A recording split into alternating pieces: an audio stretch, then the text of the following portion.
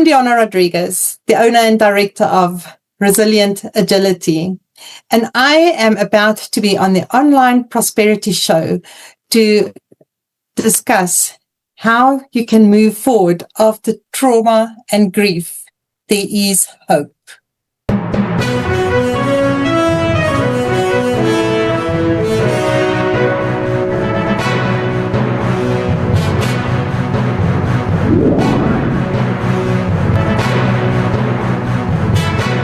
Now, ladies and gentlemen, welcome to yet another exciting episode of the Online Prosperity Show, the number one place to uncover exclusive insights from leaders, creators, and change makers who help you turn challenges into growth. I'm your host, Prosper Taruvinga. And if you've ever faced trauma, burnout, or loss, and maybe wondered how to bounce back a little bit stronger, well, you're in the right place today. Today, we're joined by none other than Diana Rodrigues, author, speaker, and founder of Resilient Agility. Now, Diana, welcome to the show.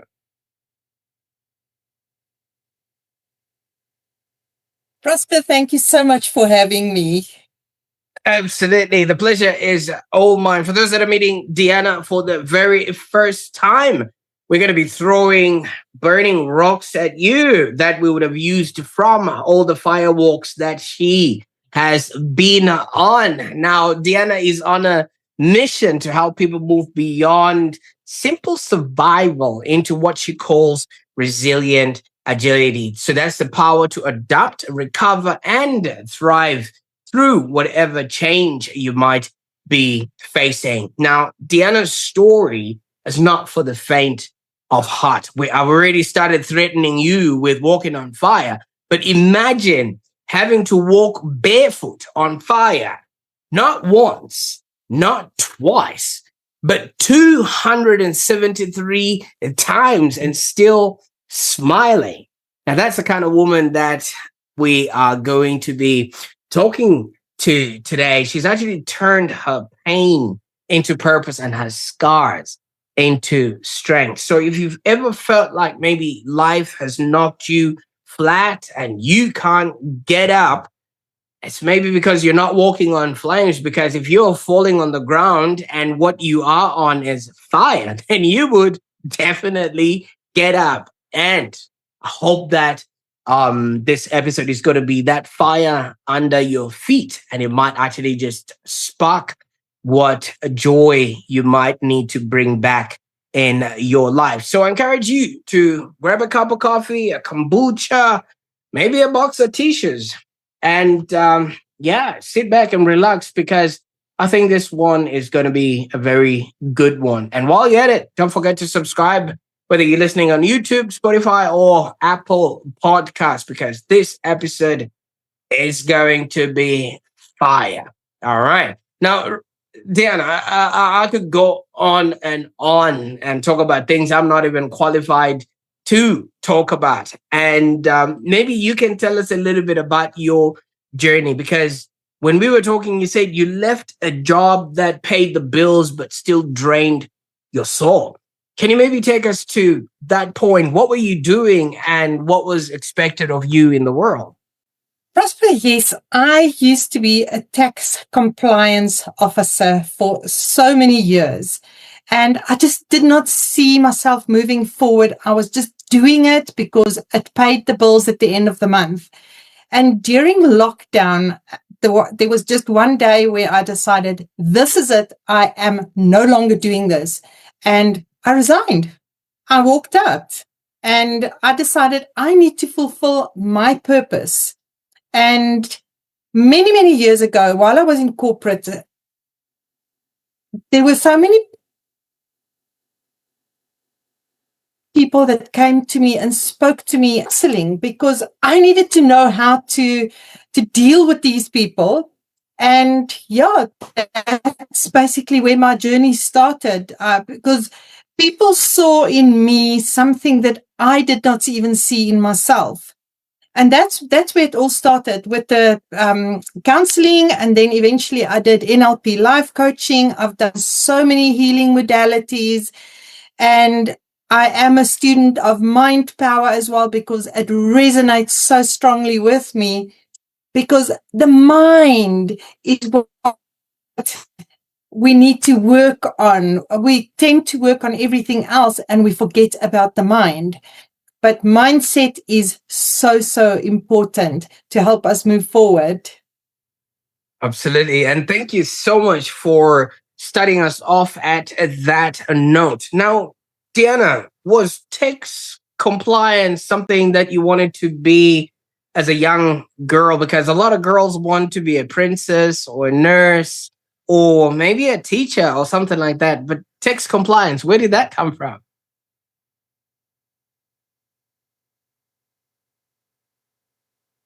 I never dreamed of being a tax compliance officer.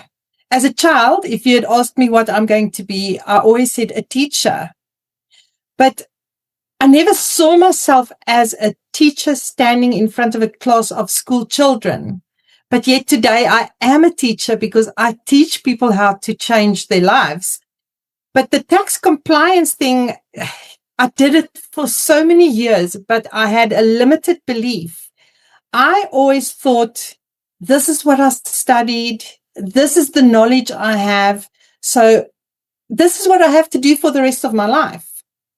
How wrong I was, because Absolutely. my life changed around completely.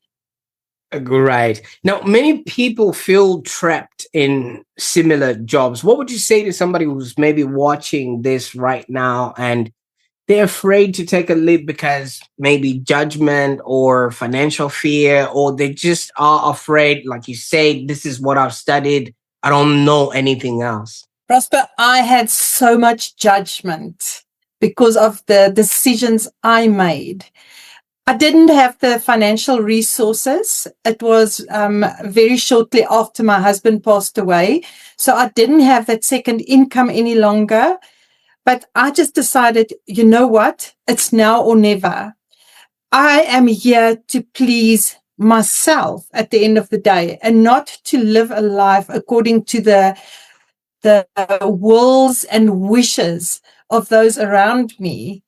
At the end of the day, we have to look after ourselves. And if we can't look after ourselves and we just do things because we want to make everybody else happy, we are denying ourselves the right and the abilities to do what speaks to our hearts.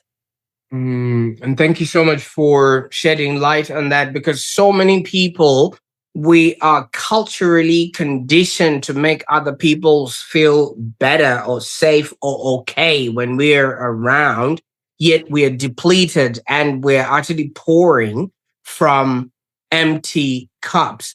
Now, you sort of hinted on an unimaginable grief. Maybe you can go there a little bit and just let us know. You did mention you experienced the loss of your husband, but yet you're here radiating with hope and things of that nature. What was that sort of turning point that got you from being a victim or being that person in grief to the person who's now out, like you say? Prosper, my story starts from before I even met my husband. I was married for a very short time when I was very young. I was married for 10 months, and then I caught my husband with another woman. Then I got divorced. And then, being young and feeling very insecure, I had to prove to the world that I can actually have a man in my life as well. So I got myself into a relationship with a man that was very nice to me in the beginning, but he turned out to be a complete narcissist. During sexual abuse, physical abuse, emotional abuse, verbal abuse, the physical abuse was okay, because you know what? The bruises disappear and you can hide the bruises. The emotional abuse is the nasty one, because that one gets stuck in your mind and you don't believe in yourself any longer. You lose your self-confidence completely. But every day I would wake up and walk out with a smile and tell everybody how happy I am and life is good. But inside, I was actually dying. It was like I didn't want to continue with this, but I didn't know how to get out. Thank goodness I also caught him cheating on me after 12 and a half years. Yes, that's how long I was stuck in that relationship. And then I decided, that's it.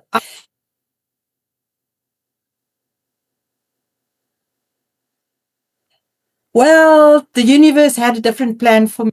We were two peas in a pod. We understood each other completely. We finished each other's sentences. He would come inside and ask me, he would just say, babes, where is, and before he's even asked me for it, I would turn around and hand him what he was looking for. That was the connection we had. We were together for 18 years. And then one Friday afternoon, I arrived home from work, only to find that he had taken his own life. He's the present depression from me so well. I never even noticed that there was depression. There were times that he seemed down, but I never thought that his depression was so deep that he would actually take his own life. So after he has taken his own life, I mean, this is the man I was going to grow old with. And all of a sudden, he's no longer here. I had two choices. I could go sit in a corner and really feel sorry for myself for the rest of my life, or I could pick up the pieces and make the rest of my life the best of my life. And I chose the latter. Do I miss him? Absolutely, yes. It still hurts. On this coming Saturday will be 6 years since he's passed away. But he's still a part of my life. It hurts. At the same time, I also know I would not have been on this journey had I not gone through everything that I have been through. So, yes, it's all about the choices we make in life. We can go sit and say, well, you know what? He's no longer here. This is the end of my life now as well. Oh, and I had the abuse. So let me just be a victim and feel sorry for myself. And everybody can just say, oh, shame. No. I can't do that. I am here to show people, you know what? No matter what you have been through, you can get through it. You can deal with it. And that is what I teach people now. You have it within you to move forward after trauma and grief. And Diana, thank you so much for, walking us through that. That alone would set any person to an early grave themselves. Not a lot of people will be able to handle or deal with that. 10 months and you find them with another person, 12 years, you find them with another person. And then when you finally get with someone that you feel like, I'm going to leave with this person, they're literally depressed and can't move any further with their lives. Now, has any of this made you start thinking, maybe it could be me, or maybe what, because a lot of people will be asking themselves this sort of question, why me? Why is all of this happening? But you said in the end of that statement, I had to go through my go-throughs so that I could have, a platform to stand on. Growth is not easy. If there was a little tablet that you could take and say, oh, this is my growth tablet, it would have made life so much easier. But growth is not easy. It's challenging. And without the challenges in our lives, we don't grow. So many people live a life of existence. It's the same routine every day. Every weekend, they do the same things over and over again. and they feel trapped and stuck and don't know how to get off this wheel because it just goes round and round and round. But you are actually in control of that handbrake on that wheel, and you can say, no more. And now I'm walking away from this wheel. And that could be in your job, in an abusive relationship, no matter what it is that is holding you back from allowing yourself to be free. You are in control. It's your choice to make. And it's not about should I, shouldn't I? It's about when you make that choice. I like that, because life will happen regardless, but it's our interpretation of it and how we decide to, take that on. So from all of this that was just happening, you now have lost this source of income and COVID hits, you're by yourself and the world is isolating. Walk us through what was happening during that time. I think that was the most difficult time since, obviously losing my husband was a very difficult time as well. But then it's all of a sudden it's COVID. We're not allowed to be with other people. And I'm still dealing with a very deep grief.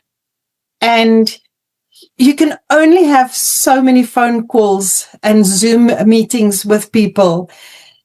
What we lack is that human connection, that hug, that serious eye contact that you can have. Yes, we can have eye contact on the screen as well, but it's not the same as when you are face to face with a person. During that time, financially, it was a very, very tough time for me. I also had options. I could go look for another job again, but I knew within my heart, that's not what I wanted to do. So yes, I went through all the struggles, and life is still tough at times. It's not like, oh, now I've won the lotto, I'm doing what I want to do. It's still part of the challenges that I need to learn, all the steps that I have to go through. So sometimes it's like, wow, I'm free. Next day it's like, oh my gosh, how am I going to deal with this? So it's not because I've done what I've done and gone through everything that now, wow. When you go to school and you write that final exam, and now all of a sudden, yay, I'm done with school. I don't have to touch those books ever again. That is school, but that is not the school of life. The school of life will keep on throwing things at you. But I've dealt with this. Not enough. Here's some more of it. So it keeps on throwing stuff at you, and you have to deal with it until one day you say, like, now I get the lesson. Now I understand why it has been thrown my way. So, yeah, difficult situations, financial, emotional. I am just a human being. And even though I teach people how to become better within themselves and deal with all this stuff, it doesn't mean I don't have emotions any longer. I still deal with my emotions as well. And it just continues. But what have I learned in the process? Absolutely. And talking about learning, because it takes a redemptive amount of, first of all, self-acceptance and forgiveness, because every one of the experiences that you went through just feels like rejection. I mean, the 10-month version of it, the 12-year version of it, and the one Suicide. that ended up, yes, exactly. So you can only imagine, one would be thinking, why is all of this maybe happening to me? And then you would have been, obviously, during that process also growing, right? You were learning. What were you learning that actually kept you going? Because so many people would have literally ended up addicted to something just so they can cope. Yeah, there was rejection around me all along. I was rejected by my first husband, as you say, by the narcissist, then by Vic leaving me. But also when Vic passed away, I also lost contact with his family because I was the wife. I was blamed for not having noticed his depression. And even my friends turned against me at the time. Now, it's situations that I cannot change. And once again, I could go sit in the corner and play victim. But no, I decided I will continue with this journey of mine and I will make the best of it. We are all on our own journeys, and rejection is actually God's protection, because in the process, the people that did not need to be in my life any longer had been removed from my life. So we don't understand how these things work, and we think, what is wrong with me? Yes, I also thought, what is wrong with me? Why don't anybody want to be around me? Until I started seeing the greater purpose in my life. And then I started understanding why these things are happening. I think what you're trying to say is redirection. Redirection and protection. Because if we're not protected by God, then where do we go? We keep on sitting in a situation where we allow others to bully us, and that's not necessary. We are in control of our own lives. So yeah, that's why I say protection. But I'm not happy with where this goes, because you ended up trying to burn your feet. I don't know what was happening there with all those fireworks.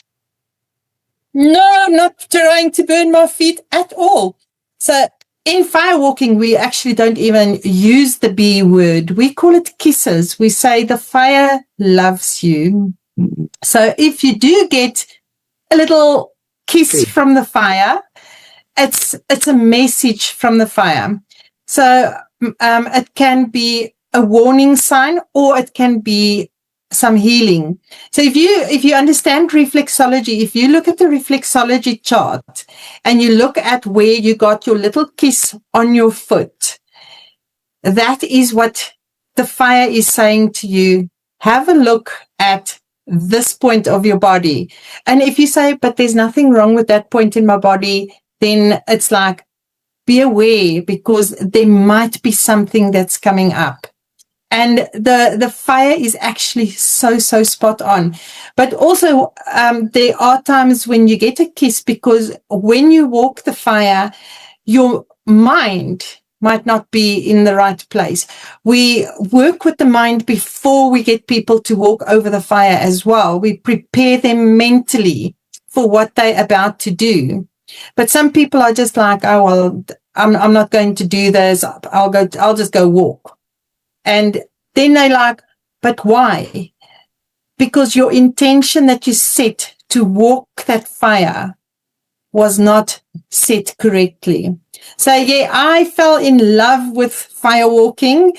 After the first time, I knew this was something that I wanted to do. And I will travel about 60 kilometers to go do a firewalk if I have to. So yes, that's the extent that I go to.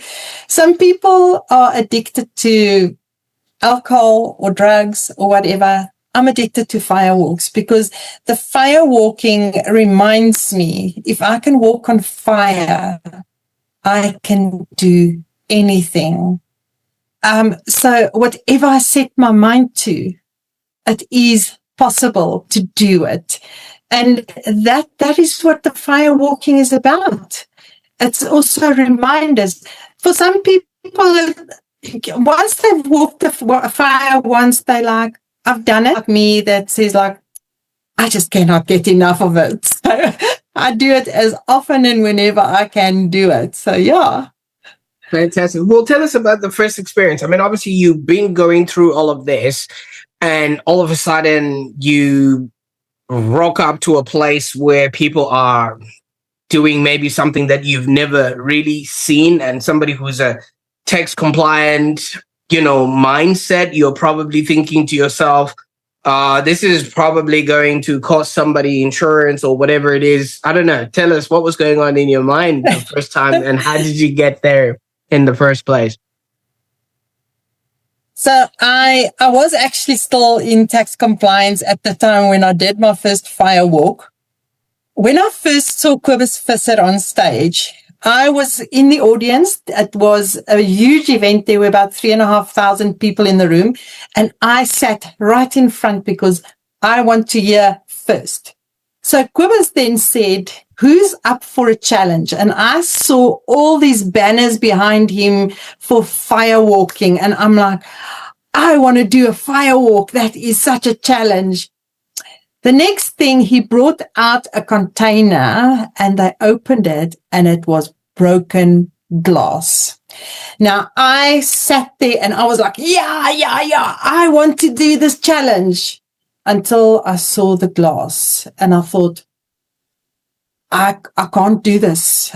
But now I'm sitting right in front. He has seen me. He has noticed that I said, I'm going to do it. I'm up for this challenge. So I did my first glass walk that evening and it was like, wow, did I really just walk over broken glass? So from that, the next event he did, there was a fire walk.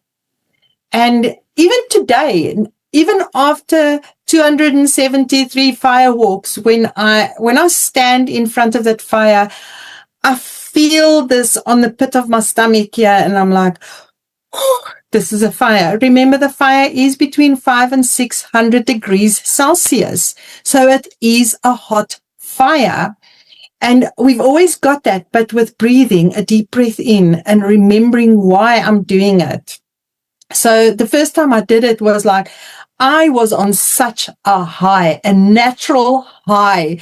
The excitement, the build up and everything to go out there and to be surrounded by so many other people that are also doing it. And it was just like, wow, absolutely wow.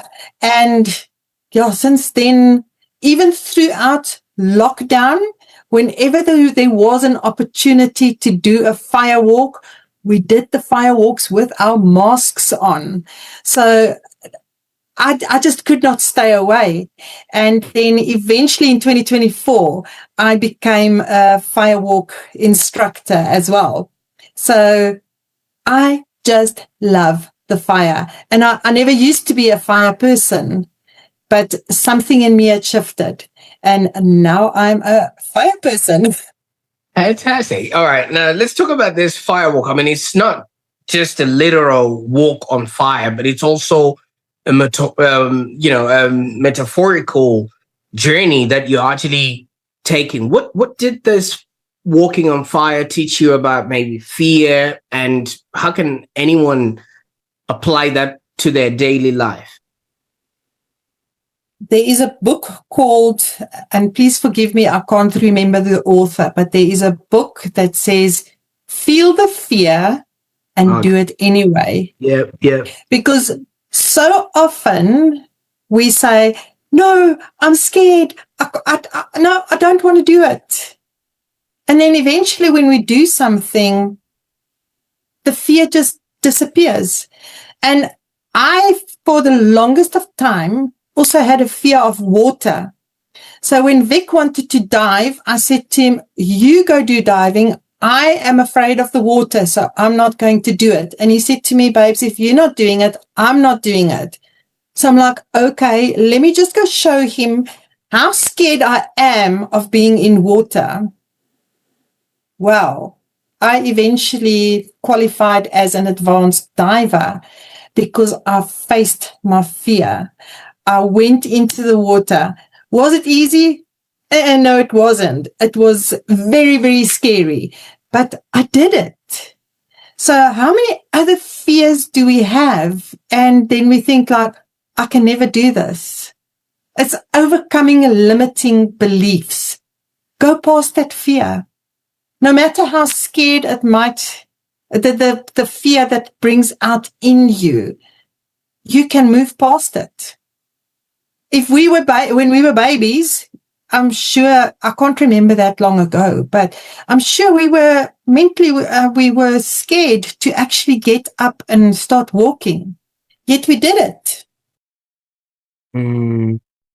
Absolutely. And you did mention that book. It was by Susan Jeffers, Feel the Fear and Do It Anyway. And the fact that the very things that you were afraid of, I mean, obviously fire, water, all of those things, and you went on and now you're scuba diver and things of that nature. It's remarkable how so many things hold us back, yet they're the very things that could actually give us a joy. Now, I am now trying to work with that crossover, okay? Because somebody who's a tax compliance type person is very, very left brain, okay? And everything has to do with numbers and everything has to fit in a box and things of that nature. Now you're presenting to us this Diana, who is very right brain, walking on glass, walking on fire, and jumping into depths of water just because there's a tank strapped at the back of her back. You know what I mean? Things of that nature. Now, do you experience this crossover? And is this a natural thing for other people, or are we just prescribed to whoever we are in our lives? I also know of many people that were right-brained before and swapped over and became financial people at the end of the day. So it's like, we think we want to go on one journey, and then we get to a point where there's literally a crossroads, and are you turning left or are you turning right? Are you going to stay on the same path, or are you going to make changes?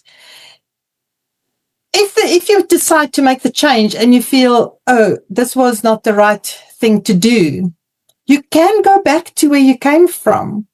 But there is a reason why you had to get off that track as well.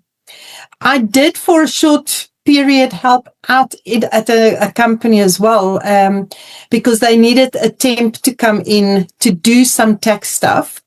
So I said, you know what, I can do that. My time is my own. I work for myself, so let me go do that. And I sat in the office and they said to me, wow, we're so impressed with what you've done. Don't you want to come work for us full time?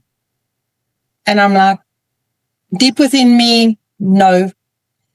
I just couldn't, because I would throw away everything that I've worked up to this point. And that was not what served my soul any longer. So we are all unique and we are all different. So what works for one person does not necessarily work for another person. But sometimes we need to get out of our comfort zones to also be able to find what it is that we really want to do. Just as an example, I've just finished with one of my coaching clients, and she is a financial person and always worked in corporate, because that is the belief. You have to work in corporate because that's the only way. And after she has gone through my program, her mind is already thinking differently. She stay in finance, but will she go back to corporate? Most probably not. She's already starting to play with ideas on how she can start her own business and how she can make a difference in other people's lives, rather than just be a player in a team that is managed by somebody else. That's interesting, because literally so many people are trapped and stuck in these roles, not knowing that they could actually grow and become more, have more, and be more. And you literally talk about granting yourself the amnesty or forgiving your past to move forward with purpose. Maybe we can break that down a little bit and see what that actually means. Because when you're talking about forgiving your past, are you talking about forgiving the person you were in the past, or forgiving the people that would have hurt you in the past? Because so many people can't go past that, and that's the reason why they don't further their growth or become a little bit more. Yeah. So my journey with forgiveness really started when Vic died. His last words to me were, "Please forgive me." And that night I sat next to his body and I said to him, "I forgive you." But that was not the end of forgiveness. If you remember when we were children, if you had a fight with your brother or your sister, your mother will come in and say, "Stop fighting." But it was him. No, it was her. So it's like, and your mother will say, "I'm sorry." So all you do is like, "Sorry." Just like, I'm saying sorry just to please my mother. But forgiveness actually goes so much deeper. How often do we say, "I will never forgive that person for what they've done to me"? But who is drinking that poison? I am drinking the poison if I'm not forgiving. So by forgiving other people, and you don't have to say it to your face or to their face, you can just know within your heart that you are forgiving them for acting the way they did. And the most important person that you have to forgive is yourself, because how hard are we on ourselves? And we expect ourselves to be perfect. But what is perfect? The moment you reach a level, you think like, "Oh no, that's not perfect yet," and you want to go higher. But so you're never going to reach that perfect state. And the mistakes that you've made, the choices that you've made in the past, forgive yourself for it, because that was part of your journey. Without forgiveness, we cannot move forward either, because we're holding on to, if I can call it, a backpack filled with all these heavy bricks of non-forgiveness. But as you start forgiving, this backpack just becomes lighter and lighter, and your whole posture actually changes, because you don't have that weight on your shoulders any longer.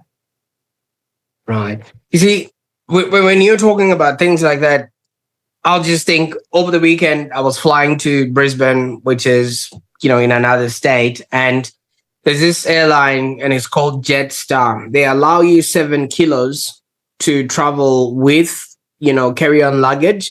But if you exceed by a milligram or by a kilogram, you literally would pay for the rest of the flight, all the other seats that are in there. And that gets me to conclude that traveling heavy is very expensive. And a lot of people are paying a tax that they're not supposed to be paying. Now, you have physically, and I'm not sure if we can go there, but allow me. Yeah. You physically shed off 27 kilos just by letting go of negative energy, and you didn't do this without any dieting or exercise. And that's very powerful in and of itself. I mean, that 27 kilos was just staying rent-free, and you had to work in order for you to schlep it around and carry it through. Now, how does that mindset literally transform the body and who you become as a person? My belief is that to protect ourselves from other people, we built this layer around ourselves. And if you look at women, which is their most vulnerable sections of their body? And it's usually the lower half of their body, and that's where the weight sits. So I have not dieted. I still eat sweets. I still drink Coke. I still eat chips. So yes, I know it's not healthy, but I haven't changed my eating habits.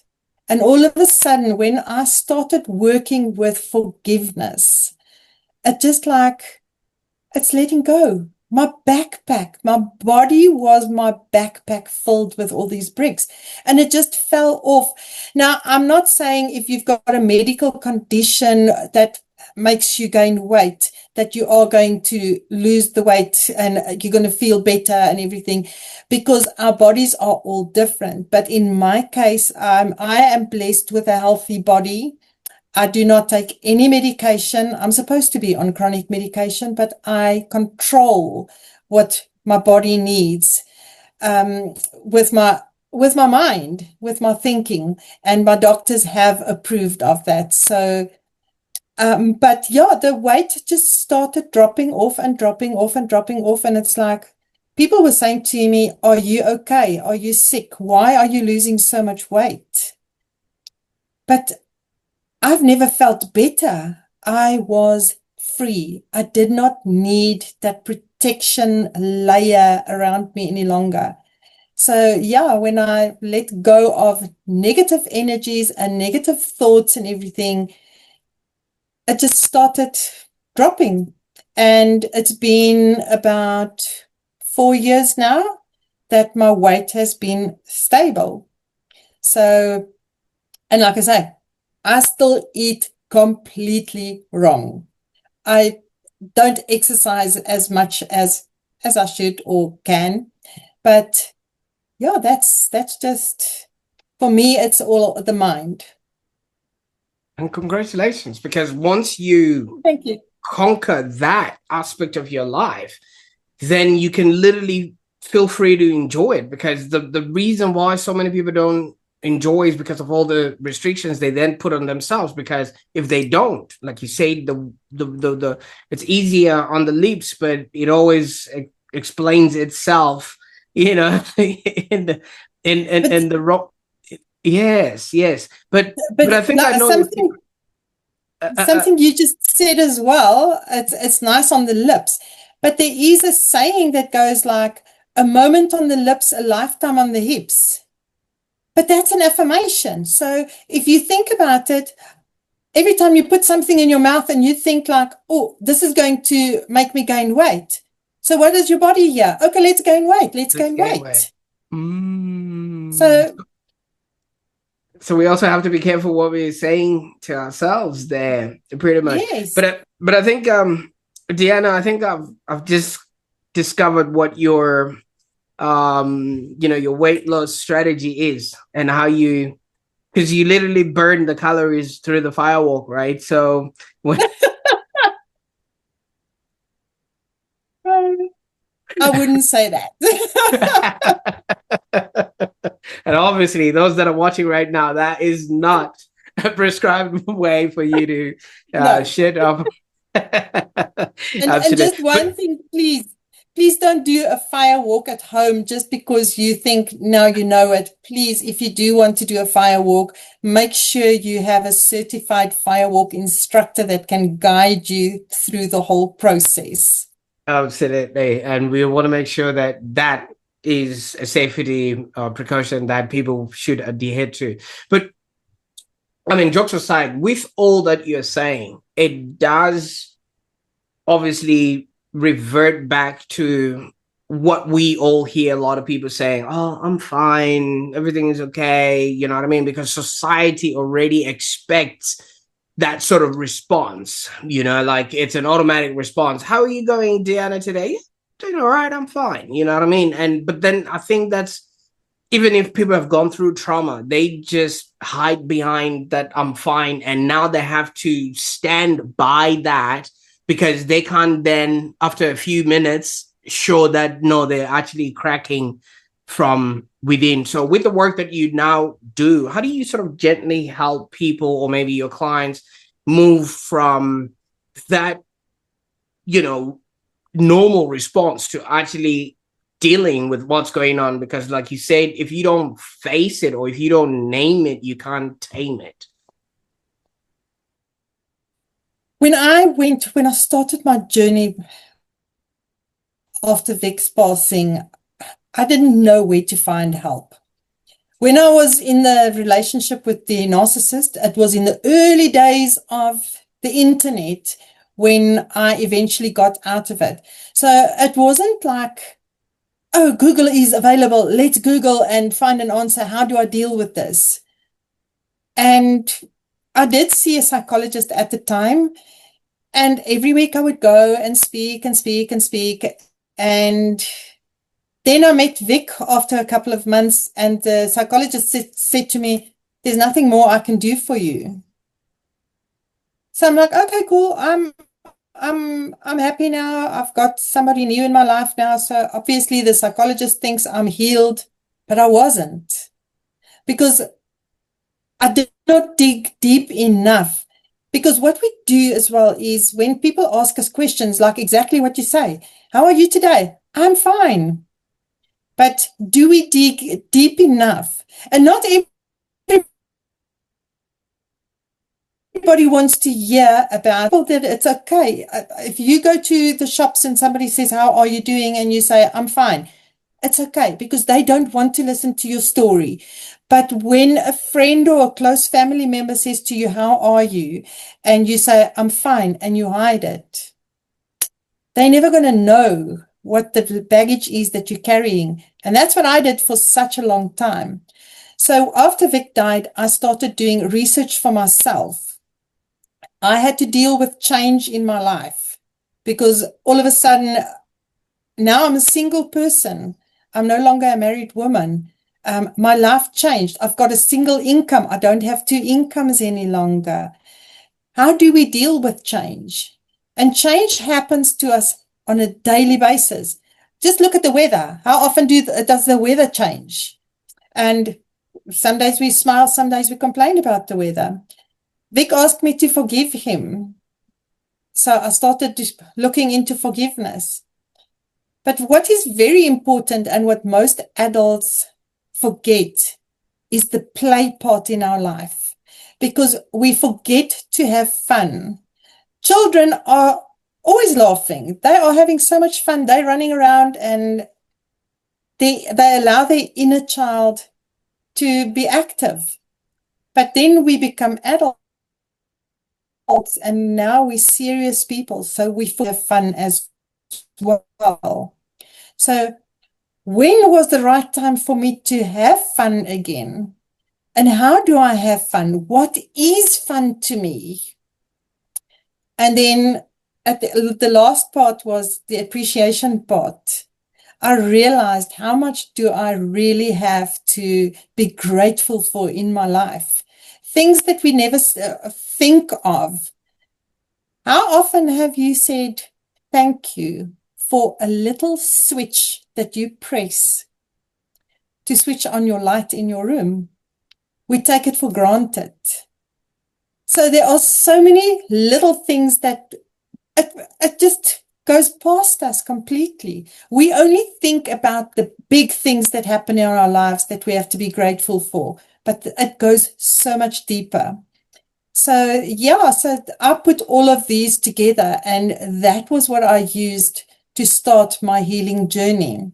I have joined groups for people that are grieving, but I didn't get from them what I needed.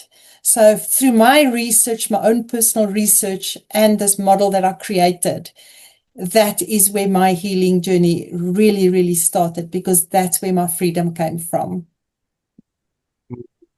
Absolutely. And I quite like how you explicitly say, you know, change, amnesty, play, and appreciation. All of these are what we all need in order for us to really, really be, do, and have a happy existence. All right. So in my own understanding of who you are and who you've become, you know, the change aspect of it is, you know, you left everything that you had ever known in terms of being a tax compliant, you know, official, to now helping others figure out their life. And, you know, maybe people are feeling stuck or frustrated. You know, that was a big change, which I was trying to figure out myself, from a right brain, from a left brain to a right brain. And then the amnesty is you've had all of these things happen to you, which is basically you've had, the 10-month relationship, the 12-year relationship, and also the Vic saga. And you all managed to still forgive Vic on his deathbed and everything else that happened to you in the past right there. And the play, we could literally put it at you running 273 times on burning coals, glass, whatever comes your way. You know what I mean? That to me is a lot of play in action, and just the appreciation of knowing that these two shall pass, and you've managed to actually do it, and now you're sharing this story. Absolutely. Because it was literally given to you.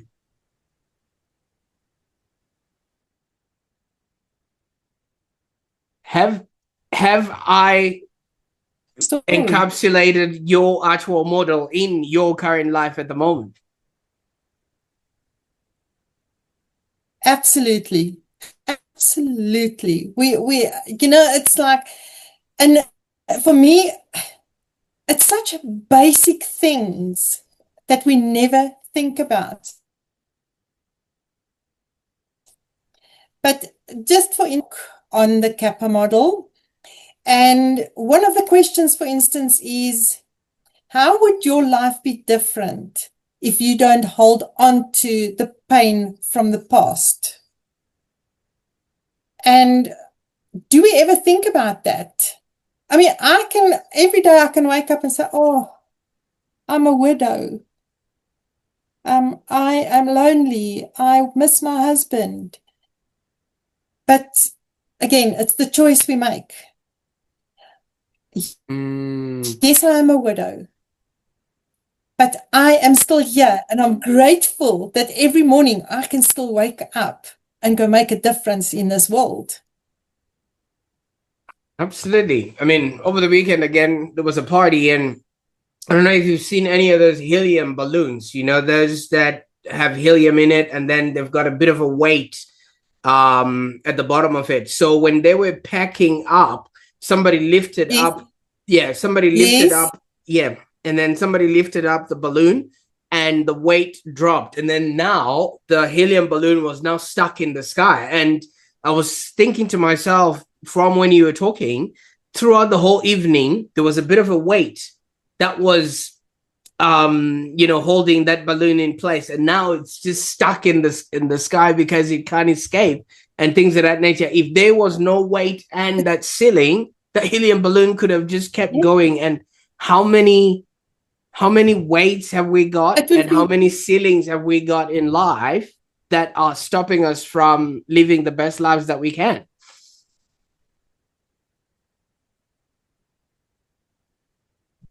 Correct. And many of those limiting beliefs that we've got is other people's beliefs. Because if you go home today and you say to your wife or a friend or somebody, I've just heard about firewalking today and I'm going to find out where I can do a firewalk, they'll tell you you're insane. You can't do that. And then you start doubting and you think like, can I do it? Can't I do it? What if they're right? So, and that's how we go through life. We buy into other people's beliefs, and we don't set ourselves. We're not that helium balloon that disconnects from the weight and allows ourselves to go higher. And speaking of going higher, you wrote a book which has got such a fitting title, The Phoenix Within. What's the one or two messages from the book that you wish anyone could actually tattoo on their heart? This book is a practical pathway through life's hardest seasons. And it's really getting to know yourself again, because it's not oh, here's a textbook, just read it. And no, this book actually guides you on digging deep within yourself, answering questions on how would you act and react in certain circumstances. What is it that created that circumstance? So it really makes you find yourself again. Find who you really are meant to be, not the person other people want you to be. How do you deal with things? What is play for you? And if you can play, how do you play in corporate world? How do you play in your personal life? The gratitude part as well is like, where to from here? What is it? And why do you feel gratitude for things? So it's a whole workbook on getting to find and know yourself better. And once you start, and I do the question, and some don't want to answer this question. I want to run away from this question because fear sets in again. And this is also not something that's a once off, oh, okay, now I've done the workbook, now it's done. No, because it's the constant change that we deal with every day. Every day there is something in our lives that will happen that we need to either give forgiveness or ask for forgiveness. So it's a system that you can use in your everyday life. Remember to play every day.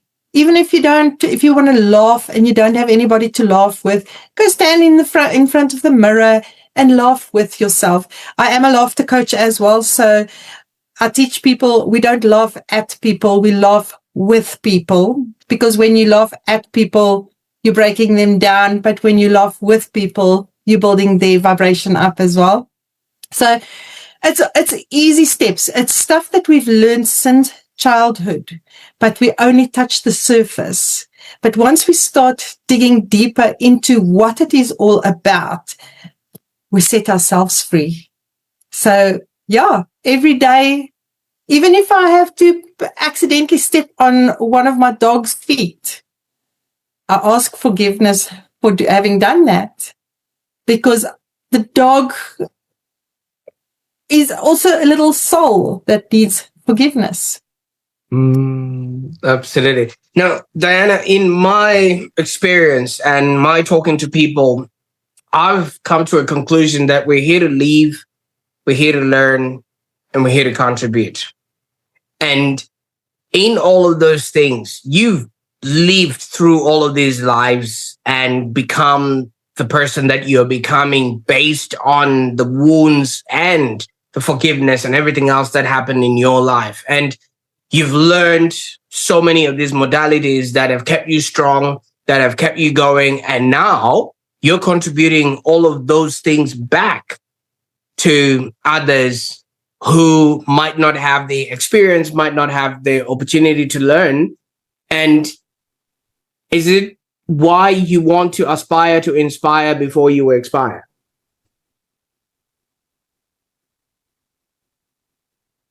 Aspire to inspire before we expire. That is something that this time, and it just like resonated with me. But I was in corporate, so you know what? And it was just something that I liked, and now it's become clear why that saying was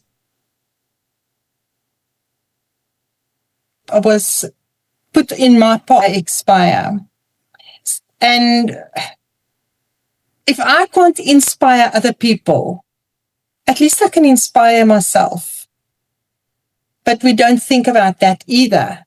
And I'm here to make a difference and help other people make a difference. So why not aspire to inspire before I expire? Absolutely. And that's so beautiful. You know what that does? It really becomes selfless, because so many people go through life just living small only because they are only worried about themselves. You know, I read somewhere that the smallest person in the world is small because they've got themselves wrapped around themselves. But if you wrap yourself around the world, you want to inspire other people to want more, be more, and have more, you will have so much joy in your life. But Diana, you've inspired us today. You've brought us into your world, and you have literally shown us what it takes to be to and have a happy existence. No matter where you're coming from, you're feeling stuck, unfulfilled, or frustrated, or you're longing for clarity or for purpose, or maybe people are navigating midlife transitions, death, whatever it is, grief, all of those things. It seems like you've got a chapter somewhere in your life where you'll be like, oh, okay, you broke a nail. Let me show you what happened to me. If people want to get in touch with you, Diana, where can they go to on the internet, or how can they get a hold of you? They can reach out to me via my website, which is www.dianarodrigues.co.za. It's DIANARODRIGUES.co.za. And yeah, just pop me a message there, set up a meeting with me, and let's chat and see how I can help you move forward too. Absolutely. And definitely, I'll make sure that all those links are in the show notes. And then people can actually sort of get a hold of you. But Diana, you presented to us when we started a woman who felt small, bullied at work, was broken, abused, everything else you could think of under the sun. If that woman shows up in your inbox tomorrow and says, where can I start? What would you tell her, knowing what you know now about life? If I can do it, so can you. And I'm going to be here to hold your hand on this journey and help you to also become a stronger person. I didn't have anybody to hold my hand. I had to hold my own hand. But you are blessed because you've got me to hold your hand. Oh, that is beautiful. That is beautiful. And obviously, now that you've gotten, with us, and we also want to rise like a phoenix and just really aspire others to inspire before we expire. What's next in your world? What can we be excited about that you're working on that we can celebrate with you along the journey? Well, my first book, it was actually only last week that I put my book out there. I have not even had a launch party yet for my book. My book is now available in South Africa. I'm busy with Amazon to put it on Amazon so it can also go globally. And yes, then I'm busy writing my second book as well, where I am actually, that's not a workbook, that is my story of abuse and how I dealt with it. And what does research say about when you are in situations like that? So it is my story, but it adds research to it. So people need to understand that. I always wondered, what are people going to think about me when they know that this is what my life is like? But people need to understand that they're not the only person. Just for interest's sake, 1 out of 3 women have been in an abusive relationship. Doesn't matter what kind of abuse it is, but 1 out of 3 women has experienced some sort of abuse in their lives. So, and there are men as well that are being abused. So my story is not just for women, it's for men as well, because we can all do with more freedom. So yes, my next book is in the process, and I hope to have that one out there as well. Fantastic. You know what that tells us, Diana? This is not the end of it. We're gonna see you back again when you launch the new book. And definitely we are gonna be all arms open, because I think this book will definitely help a lot more people. Like you said, 1 in 3 women, and that could be a sister, that could be a mother, that could be an aunt. So I would want to help you put that book out as much as possible. Thank you, Prosper. I really appreciate that. And just if you think the abuse book will be my last book, no, it won't. After that, I'm going to do a book on grief as well. Well, there you go. You're going to be a permanent resident on the Online Prosperity Show. But I got to thank you so much for your time with us today. I mean, your life story and your experience have so much value for a lot of people. And I think this was one of the most powerful conversations we've really had in a very long time. So thank you so much for sharing your journey. And I can't wait to maybe have you back on again with all your other books again, Diana. Prosper, thank you so much. Thank you for allowing me to share my story with the world as well. And I'm looking forward to our next conversation. Absolutely. And for those that are watching, thank you. Thank you also. I mean, if Diana's story reminded you of anything, it's that it's never too late to rebuild or rise or reinvent yourself. And I want you to take this as your sign to want more, be more, and have more. And if you can't do it for yourself, do it for other people, because it's now time for each and every one of us to aspire to inspire before we expire. And while you're at it, go check out Diana's work on her website, dianarodrigues.co.za, and follow her on LinkedIn and Instagram for daily inspiration and updates about the books that she is writing and other works that she has done. And before you go, I encourage you to share this episode with somebody who's maybe been going through a tough season and just needs to hear a message of hope. Because sometimes it's just one story that can actually change somebody's entire direction. And while you're at it, remember to subscribe to the Online Prosperity Show so that you won't miss out on any of the episodes like this. I can't wait to see what you do with this information. Bye for now.